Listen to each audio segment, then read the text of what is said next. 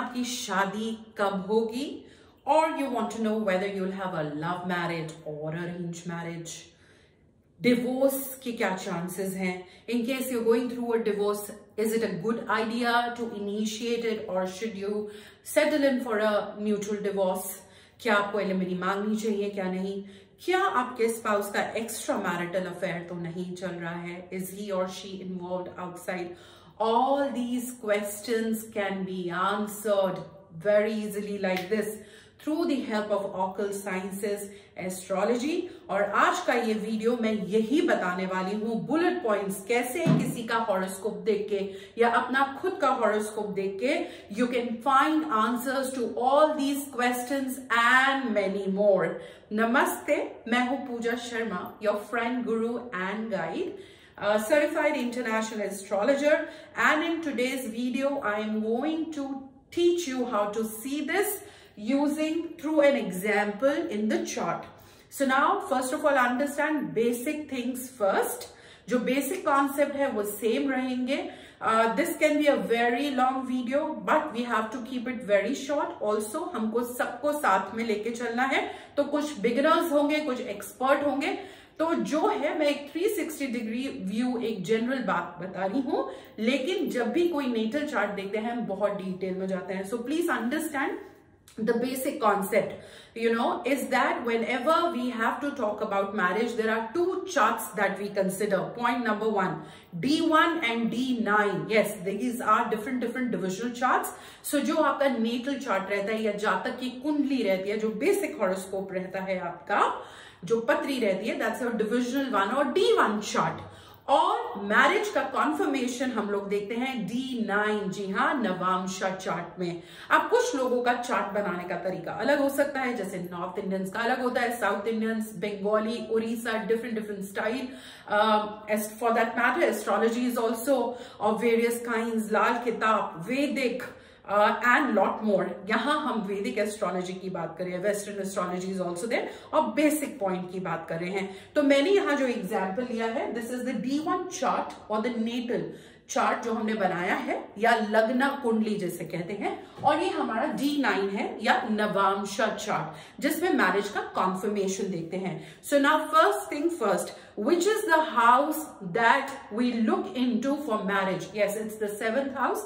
7वें भाव से शादी देखी जाती है यदि वो फर्स्ट मैरिज है. एक और क्वेश्चन हो सकता है, will someone, if you're looking at a chart, can you find out whether that person will have multiple marriages? तो पहली मैरिज 7th हाउस से देखते हैं. In case it's a remarriage or a second marriage or a third marriage, then there is a different house for that. So उस पर हम किसी और दिन वीडियो बनाएंगे, रीमैरिज कैसे देखते हैं या कितनी मैरिजेस होंगी, because like I said otherwise the video will go on for 2 hours. There is so much.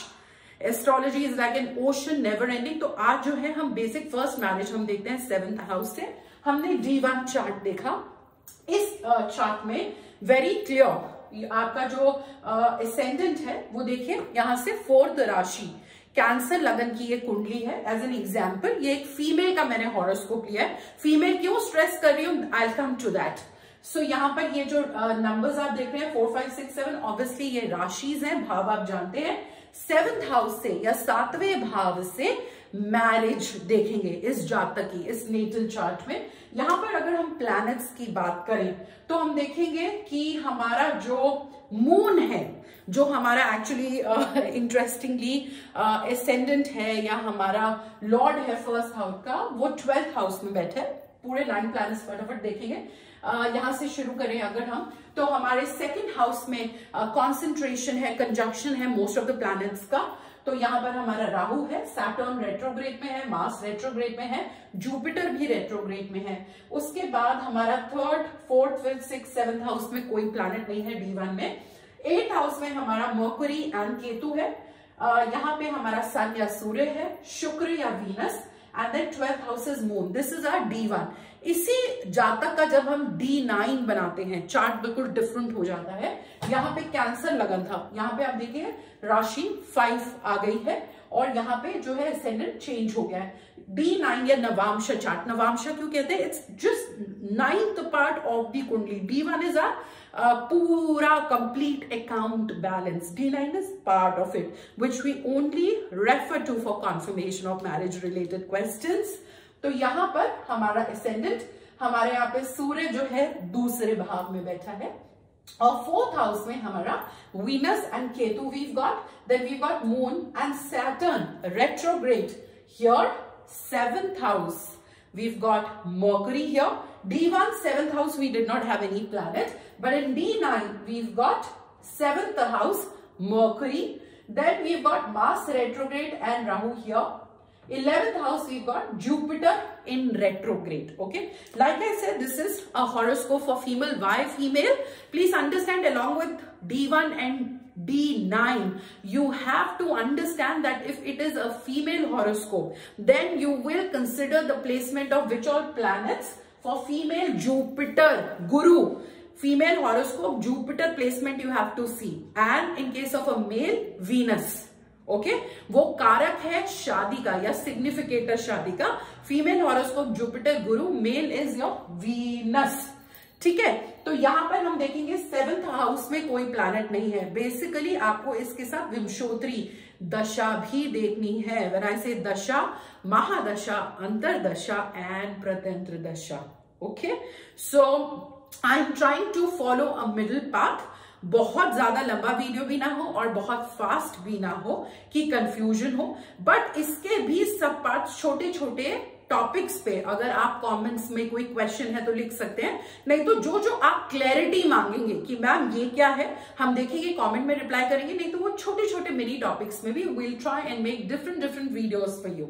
Okay, so जब आप सबसे पहले क्या करेंगे, किसी भी हॉरोस्कोप में देखेंगे 7th हाउस का क्या हाल है। जैसे थर्मामीटर लगा के भी check, thermometer temperature of a person, तो किसी की भी शादी की बात करिए D1 चार्ट में सबसे पहले आप 7th हाउस में जाएंगे, वहां देखेंगे क्या हाल है। 7th house and also 7th house lord, स्वामी उस घर का, वहां देखेंगे क्या क्या प्लैनेट्स बैठे हैं। उन प्लैनेट्स में आप PSC लगाएंगे, जिसमें हमने अलग अलग वीडियोस बनाए, उनकी दृष्टि क्या है, लॉर्ड क्या है, उच्च के हैं, नीच के हैं, योग क्या बन रहे हैं, ये सब देखेंगे। उसके बाद जब आप दशा देखेंगे, सेकेंड पॉइंट, ओके, दशा में आप ये in fact 3rd point, because 1st point मैंने आपको बताया 7th हाउस का आप हाल देखेंगे, यहाँ कौन से प्लैनेट बैठे हैं, कौन सी राशियां हैं। सेकंड आप ये देख लीजिए, फीमेल की कुंडली है तो जुपिटर, मेल की कुंडली है तो वीनस। 3rd जब आप दशा देखेंगे तो आप देखेंगे क्या 7th हाउस या उसके लॉर्ड की या उसके प्लैनेट्स जो वहां पर है उनमें से किसी की दशा चल रही है, महादशा, अंतरदशा, प्रतंत्र दशा, या लगन लॉर्ड की भी चल रही है। So if yes then that's favourable for marriage. So उसके बाद next point, we will also consider गोचर और ट्रांजिशनिंग। ट्रांजिशनिंग में याद रखिए, जब भी जुपिटर और Saturn transitioning you see, that is favourable in general thumb rule for marriage. So transitioning you will consider all these points, you will consider. Now if you see D9, you've got Mercury here. Now look at this particular horoscope. Now I'm getting little bit more technical. जो freshers हैं उनके लिए तो ये भी knowledge बहुत overwhelming हो सकती है, लेकिन जो मंझे हुए खिलाड़ी हैं उनके लिए थोड़ा सा मैं और डिटेल में जा रही हूं टू गेट योर फ्लेवर। इस पर्टिकुलर हॉरोस्कोप की अगर मैं बात करूं तो हम अगर 2nd हाउस में देखें, यहां बहुत सारे प्लैनेट्स का कंजंक्शन है, युति है। What is conjunction? Please see, we have another video on our channel on combust and conjunction. What is that? So जब बहुत सारे प्लैनेट एक हाउस में बैठ जाते हैं वो कंजंक्शन होता है। मैंने आपको कहा कि हम जुपिटर का प्लेसमेंट देखेंगे, फीमेल हॉरोस्कोप है तो Jupiter placement for marriage. Here Jupiter is sitting in the 2nd house, लेकिन उसके साथ साथ Rahu has also come, you got Saturn also, so this is not good, right? Conjunction होते ही जुपिटर प्लैनेट का जो पावर है वो कम हो गया। Lot of people have come in that house, so obviously that power due to conjunction has come down. Secondly it is with Saturn, okay, what is the problem with that? Because you see Saturn कहां का lord है, okay. Along with that please see Rahu and Ketu axis forming here 180 degree. Rahu Ketu axis not good, okay. Also there is a wish योग, जैसे हमने अलग अलग योगों पे, राजयोग, विपरीत राजयोग, उन सब पर हमने जो है वीडियोस बनाए हैं. You can go and watch that on our channel. इस हॉरोस्कोप में D1 में विश योग बन रहा है. विश योग कब होता है? जब सैटर्न और मून आ जाता है.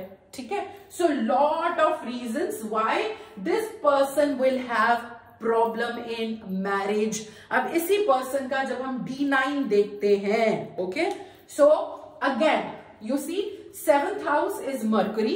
We'll hold on, we'll see. Now Jupiter again we have to see here, because Jupiter is a significator या कारक for marriage. Jupiter is sitting here, 11th house, in 3rd राशि, which is Gemini. Okay, Gemini Lord is Mercury, and Mercury is actually enemy of Jupiter, right? शत्रु ग्रह है. And where is it sitting? In the house of marriage. So very bad again. Okay, so D1 also not good and D9 also not good. So this person will have problem in marriage. There'll be delay in marriage. There could be divorces. Now what are the other houses that you should see for marriage? Okay, now for marriage, शादी कब होगी, कैसे होगी? तो बहुत simple है. आप 7th house के साथ साथ 2nd और 4th हाउस देखेंगे. Okay, 3 houses to check for marriage. 7th house we've been talking for the last 10 minutes marriage के लिए. 2nd house जो दूसरा भाव है वो, और साथ साथ क्योंकि वो कुटुंब का है, कुटुंब सुख का है. और देखिए उसी प्लैनेट पे इतनी गड़बड़ हो गई है, खिचड़ी पक गई है. सो मेनी प्लैनेट्स कुटुंब के घर में, तो कैसे वैवाहिक जीवन में खुशी मिलेगी, है ना. Similarly 4th house is for family extension. तो ये सब देखेंगे. अब बात रही कि हम कैसे देखेंगे मैम कि शादी के बाद कोई कोर्ट कचहरी का मामला आएगा, whether there'll be divorce or kidnapping or anything bad.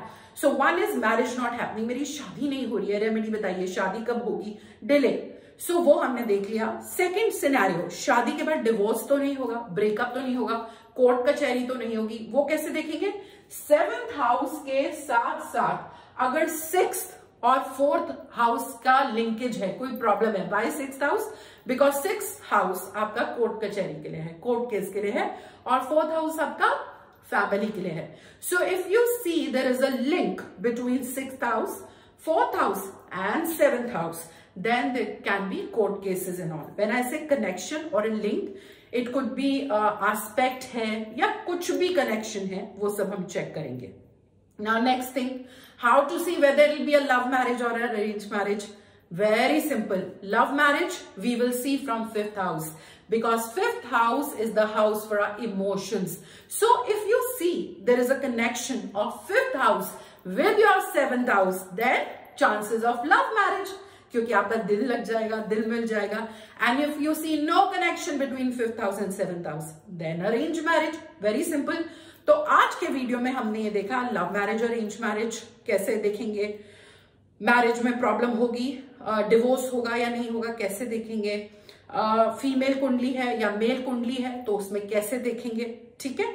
इसी तरीके से हम, जैसे मैंने इस वीडियो के स्टार्टिंग में कहा, ये भी देख सकते हैं in case you already going for a divorce, वो आपके फेवर में होगा या पार्टनर के फेवर में होगा. शुड यू इनिशिएट या आपको टालना चाहिए कि अभी थोड़ा और रिव्यू करते हैं कि एलिमनी मिलेगी या नहीं.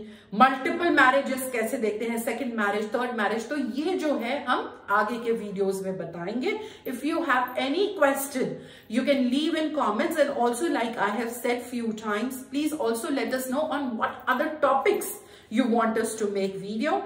I am very sure that this educational video, not only you will enjoy, it will be informative for you. So please like and share it with everybody.